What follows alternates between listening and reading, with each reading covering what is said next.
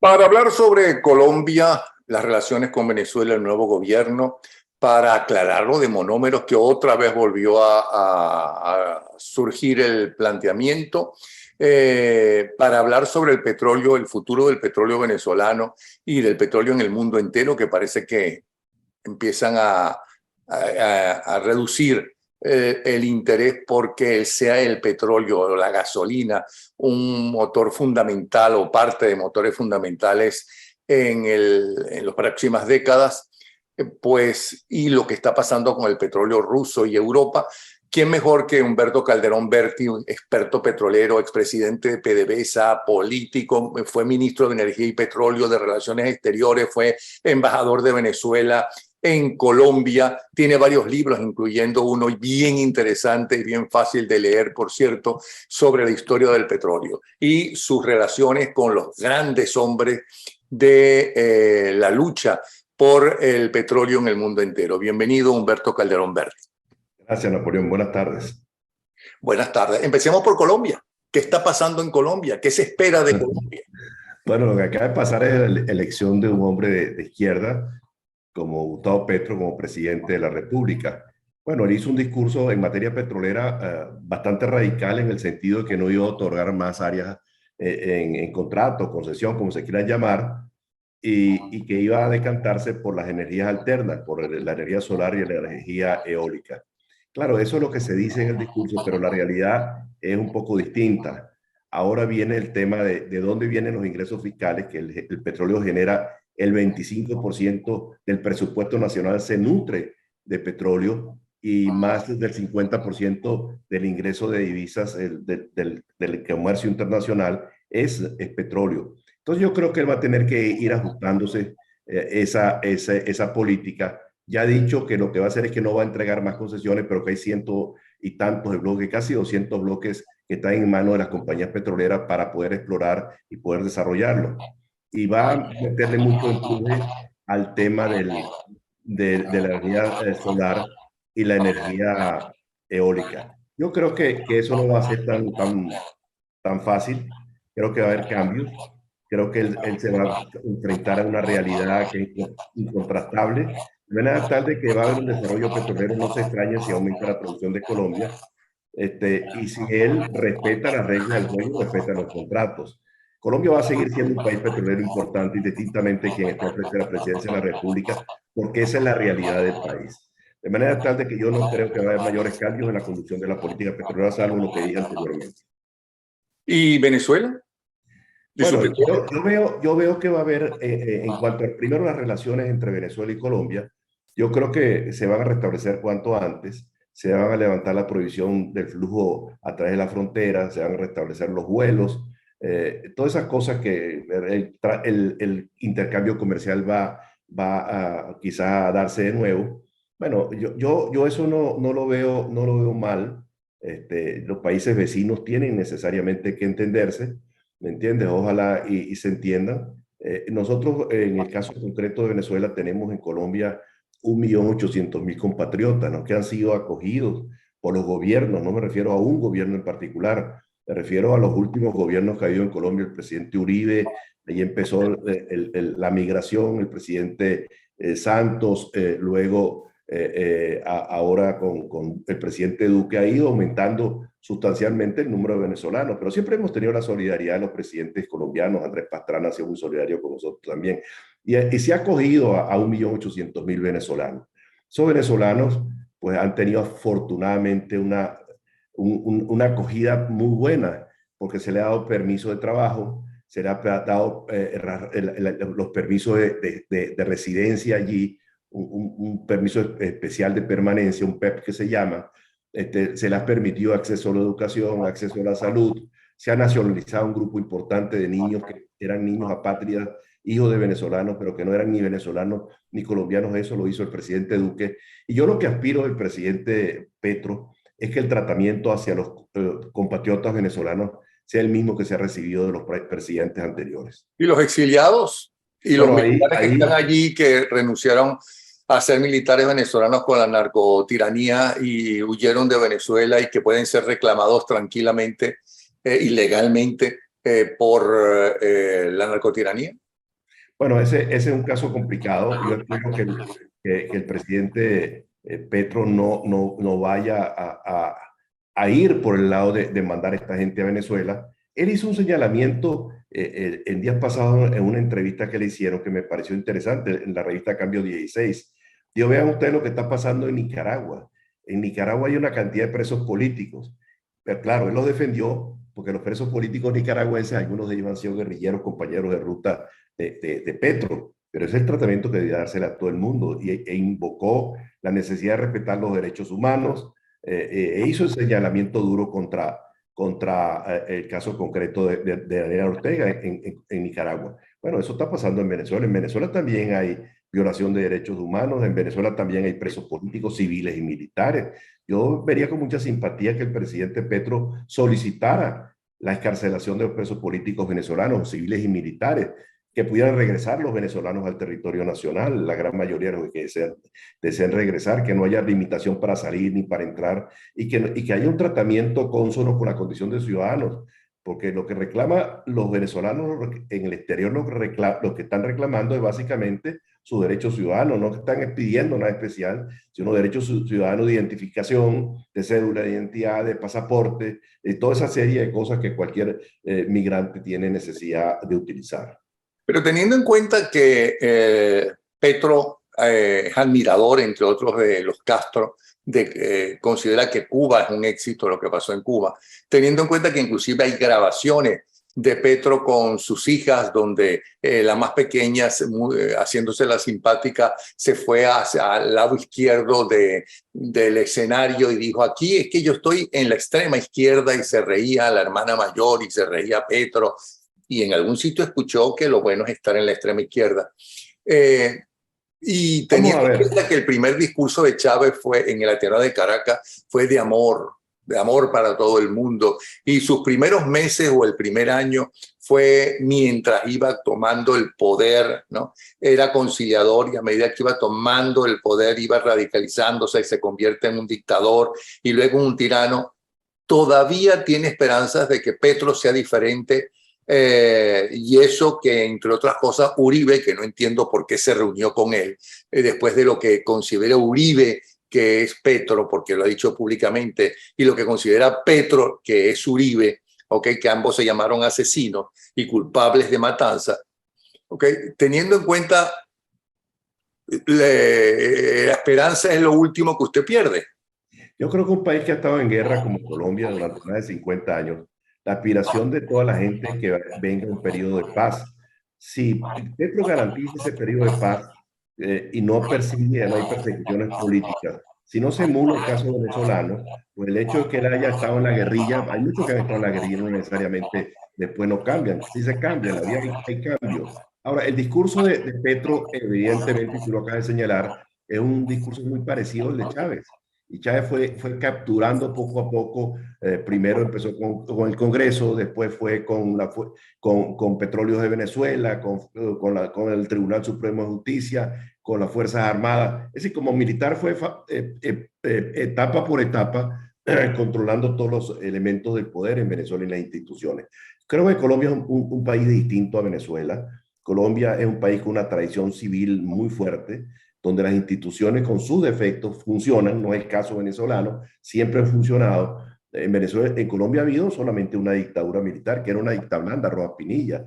Venezuela, el siglo XIX fue un siglo perdido, de caudillos militares, de guerras fratricidas, de enfrentamientos. El país lo pacifica Gómez, apuntalado en las Fuerzas Armadas que creó con el petróleo, con los ingresos petroleros. Esa es la historia de Venezuela, es muy distinta a la historia colombiana. Yo no creo que Colombia y Venezuela se parezcan mucho. Venezuela es un país con tradición militarista. El caso de Colombia es un país con tradición civilista. Pero lo que se parece mucho, porque van paso por paso, yo aquí estoy como abogado del diablo, ¿cómo se llama? Paso por paso, es lo que hacen cuando llegan al poder. Primero, antes de llegar al poder, lo que hacen, y luego cuando llegan al poder, todos esos integrantes del Foro de Sao Paulo. Y no sé por qué Petro no va a ser diferente. Porque además Uribe decía que ese era el más peligroso y que era mucho más peligroso que Chávez, porque Petro realmente decía Uribe, y está grabado, Petro es sumamente inteligente comparado Y con Chávez. quizás por inteligente no haga lo que hizo Chávez. Yo no creo que a ninguna persona se le pueda ocurrir hacer lo que hizo Chávez con la industria petrolera venezolana. Destituir 20.000 personas, ejecutivos, gerentes, técnicos, obreros especializados. Eso fue lo que llaman cuchillo para su propio pescuezo, ¿no? Para su propia garganta. Porque hoy la industria petrolera venezolana está como consecuencia de lo que ocurrió. La producción se cayó a la cuarta parte, la refinación se cayó a la décima parte. Es decir, destruyó la industria petrolera, pero él mismo fue responsable de la destrucción. Creo que por insinuaciones o por sugerencias de Fidel Castro. El autor intelectual de toda esta cosa en Venezuela fue sin duda Fidel Castro, porque él sabía que con una gerencia petrolera profesional no iba a recibir petróleo sin que lo pagara porque no se lo iban a permitir. Bueno, y efectivamente sacaron a los venezolanos y entonces el desastre que vino fue mayúscula. Hoy la industria petrolera venezolana no existe prácticamente. Venezuela es un importador de crudo para mezclarlo con el crudo de la faja. Venezuela tiene que importar productos derivados, gasolina, gasoil, etcétera. Nadie puede entender lo que ocurrió en Venezuela. Se llena la boca diciendo que Venezuela es el país que tiene la reserva petrolera del mundo, cosa que no es cierta, de paso. Tiene muchos recursos, pero no es el país que tiene las mayores reservas. Las reservas tienen una connotación distinta. Es lo que técnica y económicamente se puede producir en un momento determinado y no es el caso venezolano. Pero sí hay muchísimo petróleo. Pero ¿de qué sirve cuando mis paisanos de Boconó o de Falcón o del Guárico cocinan con leña? ¿De qué sirve cuando no tienen gas natural en sus casas? ¿De qué sirve cuando no tienen gasolina los productores agropecuarios para ir a sacar la leche o a sacar el queso? Cuando no se pueden mover. Sal de Caracas y verás que todas estas cosas que yo estoy diciendo se ven de manera protuberante en el interior de Venezuela. Entonces, ser un país petrolero significa, entre otras cosas, eso. Nunca en Venezuela faltó la gasolina en la democracia. Nunca en Venezuela faltó el gas natural en la democracia. Y ahora lo hemos visto. No me vengan a decir ahora que es culpa del imperio y que es culpa de las sanciones de los Estados Unidos, porque eso estaba pasando antes de las sanciones. De manera tal de que las excusas, pues en este caso no son válidas. Es la aplicación de políticas públicas, económicas, equivocadas, absolutamente equivocadas. Ahora, ¿quieren que las cosas cambien? Cambien las políticas. Meta en el cesto de la basura todas las pamplinadas que han hablado, todas las cosas que han dicho, que han fracasado en toda parte del mundo, porque no hay un solo país de extrema izquierda donde se hayan aplicado las tesis comunistas que esté progresando. Porque ni siquiera la antigua Unión Soviética, Rusia es un verdadero desastre. La economía de Rusia es ligeramente superior a la economía de España e inferior a la economía de Italia. De manera tal que Rusia, ¿de qué vive Rusia? Del petróleo y del gas natural y del chantaje, porque tiene armas nucleares para chantajear y tiene gas y petróleo para chantajear al occidente, que en el caso del norte de Europa es extremadamente delicado. No solamente por el petróleo se puede sustituir ahora de otra fuente, pero el gas no lo pueden hacer tan rápidamente y va a tomar más tiempo. Y Putin lo ha utilizado de una manera desconsiderada con los países del norte de Europa, básicamente los países bálticos, Alemania y Polonia. Usted estaba en Colombia en el momento en que estalla el escándalo de monómeros. Ahora le echan la culpa a Juan Guaidó del robo descarado en monómero. ¿Usted tiene bases, existen las bases para señalar que Juan Guaidó es el responsable de monómeros? Déjame decirte dos cosas. Yo me enfrenté en Venezuela, en Colombia, a dos cosas muy desagradables. La primera de ellas fue lo de Cúcuta. Lo de Cúcuta no lo inventé yo. Ahora dicen, no, es que la fiscalía no dijo nada. No, no, no. Yo llevé eso porque los propios servicios de inteligencia de Colombia me lo vinieron a decir. No lo he dicho nunca, primera vez que lo digo. Los servicios de inteligencia de Colombia fueron los que me denunciaron a mí lo que estaba pasando en Cúcuta. Y yo responsablemente, actuando de acuerdo con mi conciencia, con mis responsabilidades como embajador, mandé a investigar, que se hiciera una investigación completa, que se elaborara un expediente, que se hiciera una auditoría, se efectuó eso y con eso fue que yo hice la denuncia. ¿Qué pasó después? No lo sé. Ojalá y ahora, con el cambio de gobierno, Petro averigüe qué pasó con el caso de Cúcuta. Con el caso de monómeros, yo participé en las primeras de cambio porque me pidieron que diera nombres y lo di. Algunos nombres como petrolero que soy, porque ese es mi trabajo. Pero sí hice esta aclaratoria, Napoleón. Dije, yo no soy petroquímico, yo soy petrolero. Pero hablé con gente que venía de la petroquímica en los tiempos míos y posteriormente. Y la primera junta directiva que se integra fue relativamente profesional. Metieron allí algunas personas que no tenían credenciales.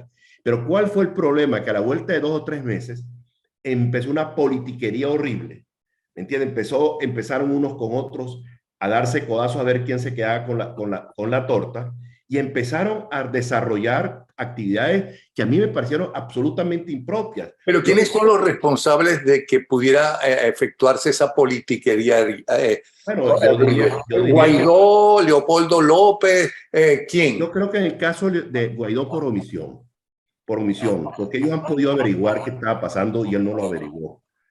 Él no lo averiguó, pero bueno, yo creo que el que manejaba el tema de monómeros era Leopoldo López.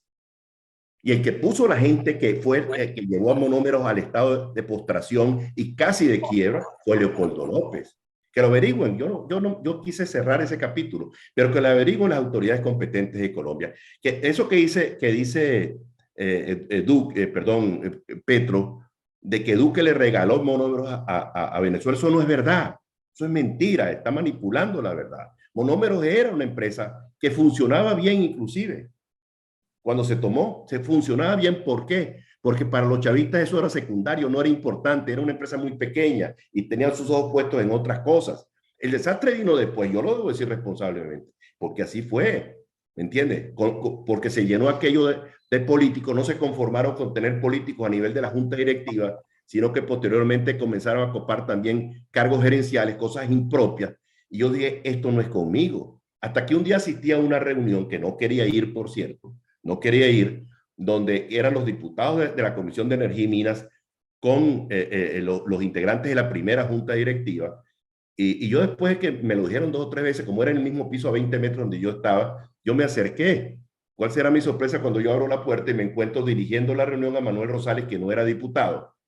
Y donde los diputados increpaban de forma desconsiderada y grosera y absolutamente impropia a los directores de monómeros, porque no hacían lo que ellos les mandaban a hacer, querían gerenciar, y para eso se escogían unos profesionales, en su mayoría profesionales, entre ellos John Bilbao y otros de primera línea, pero no se tomó en consideración eso, hasta que ya uno reclamó que por qué no le han dado un contrato a unos amigos de ellos. Dije yo, esto no es conmigo, y yo tenía 2 opciones. La primera opción es ponerme a discutir con ellos. Yo no me podía poner a discutir con ellos. Yo era el embajador. Yo estaba por arriba de esos pleitos, de esa naturaleza. Me paré y me fui. Y no quise saber más nunca de monómeros. Más nunca quise saber de monómeros. Casualmente por eso. Pero yo sí alerté a la gente de lo que estaba ocurriendo. Yo sí alerté. Yo hace 3 años alerté lo que estaba pasando en monómeros. Y por eso es que nadie ha podido señalarme a mí en nada de monómeros, porque yo mantuve una actitud absolutamente profesional y técnica. Al principio se hizo así, los 2 primeros meses, pero empezaron, cuando Bilbao todavía no había estado nombrado como presidente de monómeros, ya lo estaban chantajeando los diputados, ya lo estaban chantajeando, le estaban haciéndole exigencias, y las exigencias que tenían era que le dieran urea, porque la urea es un elemento fundamental para la fabricación de la cocaína. Entonces yo creo que esas son cosas muy delicadas. Ojalá le investiguen, pero que no las investiguen los que son jueces y partes de Venezuela. No, los hechos ocurrieron en Colombia y sin sesgo político. Lo interesante sería que dijeran qué fue lo que pasó, porque había una clara intencionalidad de quebrar a la empresa por parte de venezolanos, en complicidad con empresarios venezolanos. ¿Para qué? Para hacer una toma hostil de la empresa. ¿Me entiendes? Eso hay que investigarlo y eso hay que sancionarlo. Ahora, si uno es juez y parte, la cosa no funciona. Pero a mí no me vengan a decir ahora, no, que yo no tuve nada que ver con monómeros. No, un momentico. Eso se dañó porque se convirtió en una piñata entre los 4 partidos miembros del G4. Entre los 4. Ahí no salva ninguno. Pero el que tiene la responsabilidad fundamental de lo que ocurrió fueron los comilitones de Leopoldo López. Bueno, y uno cada vez que empieza a escruñar por aquí y para allá, se encuentra que siempre Leopoldo López está metido por medio de todas estas cosas, ¿no? Bueno, pero ese es su estilo, esa es su manera, esa es su forma. Yo había hecho yo prácticamente me había desentendido de esas cosas, pero es desagradable. ¿Qué me produjo a mí cuando a mí me vienen a hablar los servicios de inteligencia de Colombia de lo que estaba ocurriendo en Cúcuta con el dinero que se estaba cogiendo, que estaban cogiendo? ¿Qué me produjo a mí como venezolano? Vergüenza, pena. Yo era representante del gobierno interino. Y como le dije a Guaidó, uno no puede decir que uno es honrado, uno tiene que demostrar que uno es honrado. Yo sí se lo dije a Guaidó cuando me llamó, después que había ocurrido todo esto. Porque algunos se molestaron porque yo hice la denuncia. Ahora, ¿qué hubiese hecho tú, Napoleón? ¿Qué hace un hombre honorable? ¿Qué hace un hombre serio? ¿Qué hace un hombre respetuoso de su responsabilidad como embajador en Colombia? Tiene que denunciarlo. Claro. Por supuesto, empezaron a buscar manera de tapar eso y me lo dijo el propio canciller que en paz descanse, Carlos Holmes Trujillo, que él había recibido llamadas. Claro, no, ahorita no puedo invocar a él porque está muerto y no se puede, no me podrá decir nada, pero me dio los nombres de los que lo habían llamado a él para que interviniera frente a la fiscalía. Entonces ya le digo, ese no es problema de nosotros aquí respetamos a la fiscalía. Ahora, yo no puedo invocar, decir quién fue, porque está muerto Holmes Trujillo. Y no, perdona, Humberto, que te haya metido en este tema, aunque yo te lo había anticipado, porque acabo de hacer una conversación con la esposa de Guaidó. Y es impresionante lo que algunas personas escriben, ¿no? Como si acusando de cualquier cosa a cualquiera. Para mí, que gente del régimen que se hace pasar por oposición y gente de oposición que no tiene pruebas y que se cree eso, porque en líneas generales nosotros los venezolanos nos encanta hablar en contra de aquellos que no son del grupo de uno, y eso no es nada nuevo, ¿ok? Salió a relucir que no tienen nada que ver una cosa con la otra. En una de las conversaciones, hay muchísimas conversaciones apoyándola, diciéndola, porque a veces hizo una entrevista muy agradable y demostró ser una muchacha inteligente y preparada y que sabe hablar, ¿ok? Y que sabe conversar. Hasta el esposo de la hija de Antonio Ledesma, como si Antonio Ledesma tuviera la culpa de lo que hacen ni las hijas, ni los esposos de las hijas. Absolutamente, ¿no? Absolutamente. Entonces, nadie es responsable por los actos de los demás. Pero claro, ni siquiera por los actos de los hijos de uno, porque claro, tú puedes educarlos muy bien. Por la buena senda. Pero eso no es garantía de nada. ¿Me entiendes? Yo eso, ahí sí es verdad que yo no entro. Pero ¿hasta cuándo en la oposición habrá gente así? Yo sé que eso... Bueno, eso no es la oposición, es la naturaleza del ser humano y la naturaleza de algunas personas. Sí, pero un momentico, Calderón, un momentico.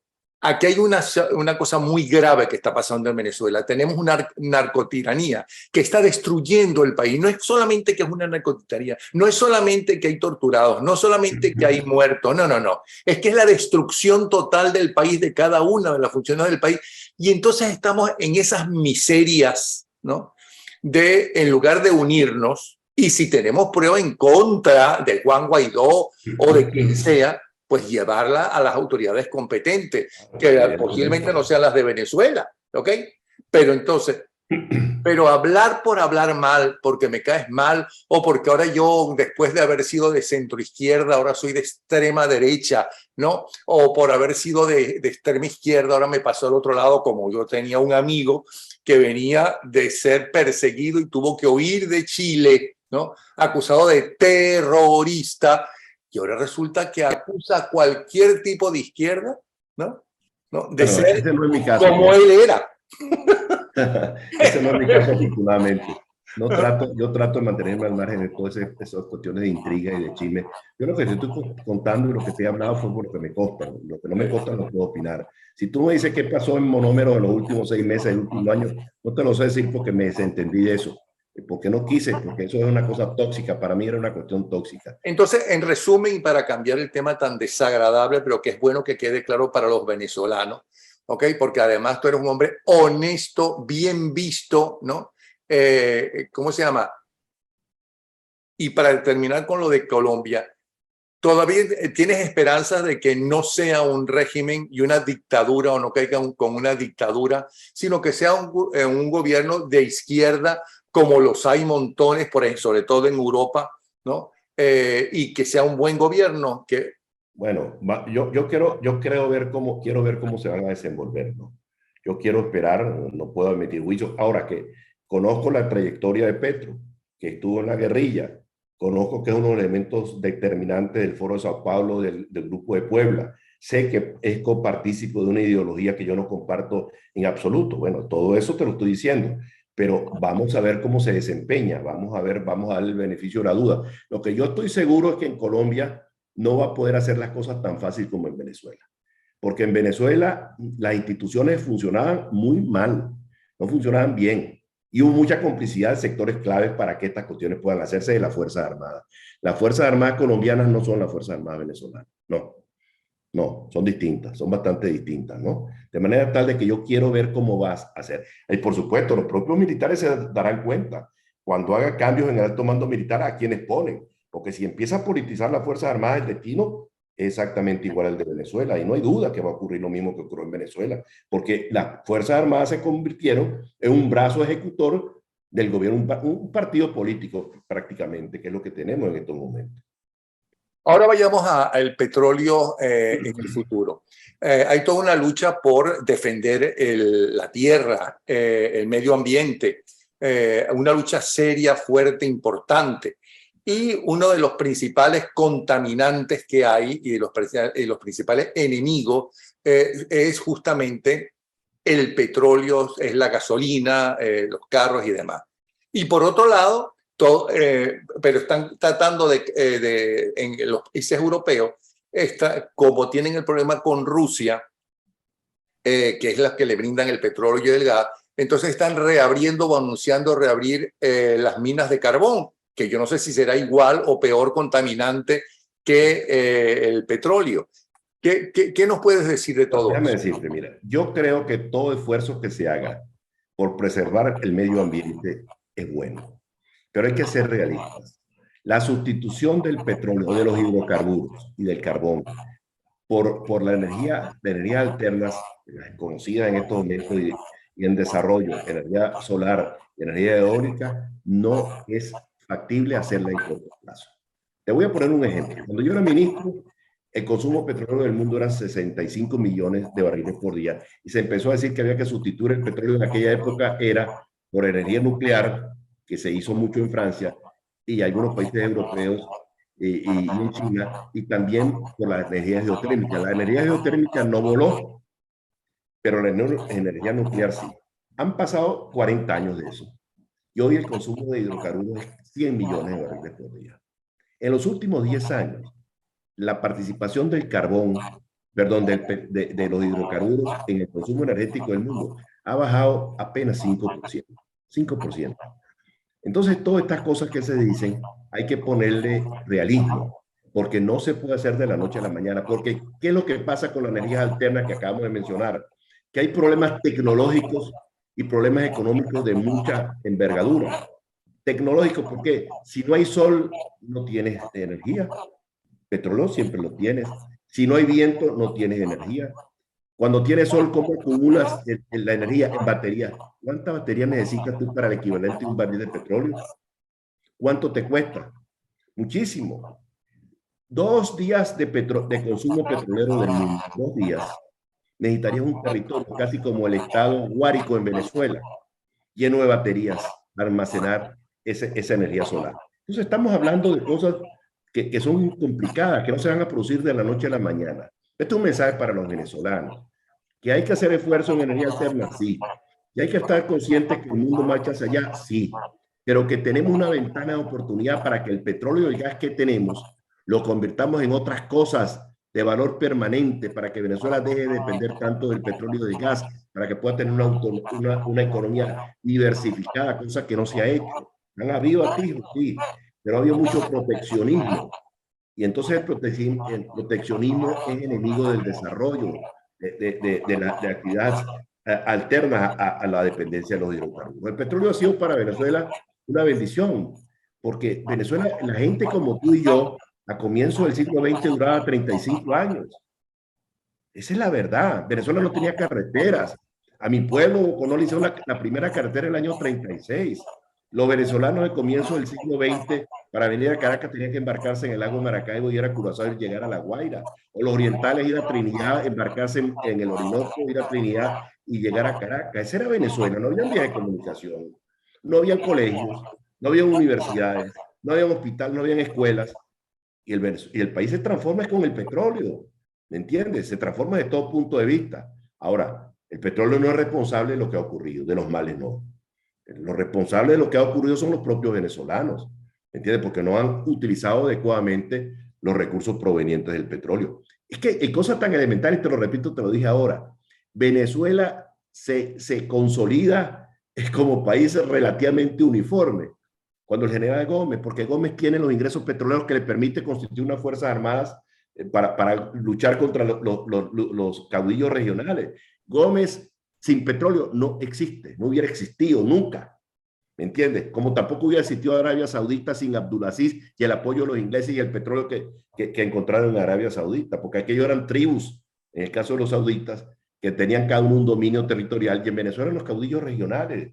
Cada región tenía un caudillo en Venezuela. Quien los organizó y los disciplinó fue el general Gómez. ¿Pero por qué? Porque tenía detrás el armamento que le habían dado los Estados Unidos producto de las exportaciones petroleras. De verdad que muchísimas gracias. Como siempre es un placer conversar y escuchar, ¿no? Humberto Calderón Berti. Gracias. Un abrazo para ti, Y para tu esposa también. muchas gracias.